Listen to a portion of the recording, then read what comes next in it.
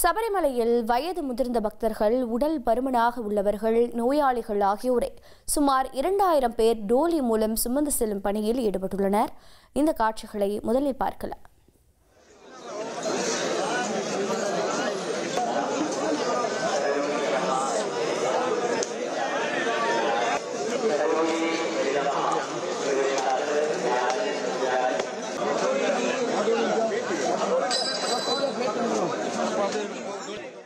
கூடுதல் விவரங்களை செய்தியாளர் சிவசபாபதி வழங்கி கேட்கலாம்.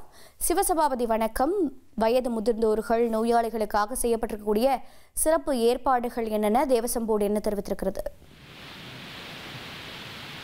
சபரிமலை ஐயப்பன் கோயில்ல பாத்தீங்கன்னா மண்டல பூஜைக்கான காலம் துவங்கப்பட்டிருக்கு. இன்னைக்கு 2ஆம் காலம். இதுவரை பாத்தீங்கன்னா 1,50,000 பக்தர்கள் ஐயப்பனை தரிசனம் செஞ்சிருக்காங்க.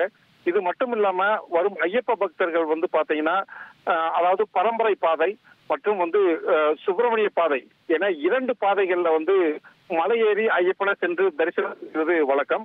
இந்நிலையில பாத்தீங்கன்னா வரும் ஐயப்ப பக்தர்கள் வயதானவர்கள், உடல் பருமனானவர்கள், அதே மாதிரி நோயாளிகள் மற்றும் சிறுமிகள், சிறுவர்கள் உள்ளவங்க எல்லாமே பாத்தீங்கன்னா இந்த டோலி மூலியமாத்தான் சபரிமலைக்கு போகணும் அப்படின்னு சொல்லிட்டு விரும்புறாங்க. இதுக்காக பாத்தீங்கன்னா தென்காசி, திருநெல்வேலி, ராஜபாளையம், வண்டிப்பெரியாறு போன்ற இடங்கள்ல பாத்தீங்கன்னா 2000க்கு மேற்பட்டோர் இந்த டோலி வேலையை செஞ்சுக்கிட்டு இருக்காங்க. இவங்களுடைய வாழ்வாதாரமாகவே கருதுறாங்க.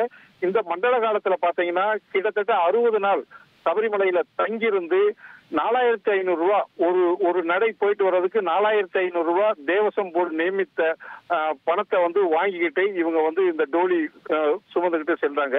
இது மட்டும் இல்லாம இவங்களுடைய வாழ்வாதாரம் அப்படிங்கறதுனால இதுல கிடைக்கிற, அதாவது 60 நாள் கழித்து கிடைக்கிற ஒரு 60,000 ரூபாய், 70,000 ரூபாய் இவங்களுடைய குடும்பத்தினுடைய அத்தியாவசிய தேவைகளுக்கும் பிள்ளைகளுடைய படிப்புக்கும் இந்த பணம் தான் எங்களுக்கு உதவுது அப்படின்னு சொல்றாங்க. இது மட்டும் இல்லாம பாத்தீங்கன்னா இங்க இருக்கிற டோலி வேலை செய்யறவங்க இந்த டோலி தூக்கிட்டு போறதுனால அடிக்கடி உடல்நலம் பாதிக்கப்பட்டும் மருத்துவமனையில சிகிச்சை எடுத்துக்கிறாங்க. அதனால இவங்க டோலி சுமக்க முடியாத ஒரு சூழலும் ஏற்படுறது.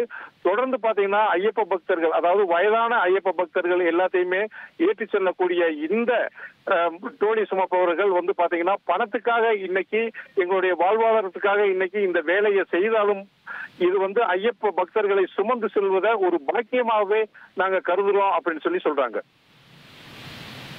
விவரங்களுக்கு நன்றி சிவசபாபதி. இனி செல்லும் இடமெல்லாம் செய்தி. தந்தை டிவியின் வாட்ஸ்அப் சேனலை ஃபாலோ பண்ணினா செல்ல இருக்கும் இடமெல்லாம் செய்தி. இதோ QR கோட், இப்பவே ஸ்கேன் பண்ணுங்க, ஃபாலோ பண்ணுங்க.